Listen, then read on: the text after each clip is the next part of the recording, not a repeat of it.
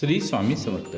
स्वामी बघतो, आपली जर का आयुष्यामध्ये प्रगती होत नसेल तर त्या पाठीमागे फक्त दोनच कारणं असू शकतात.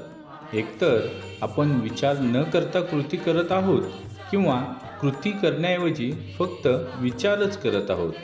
त्यामुळे अतिविचार टाळून आपल्या योग्य विचारांवरती सतत कार्यरत राहणे, त्यावरती योग्य दिशेने काम करणे हे आपल्या प्रगतीसाठी खूप महत्त्वाचे आहे.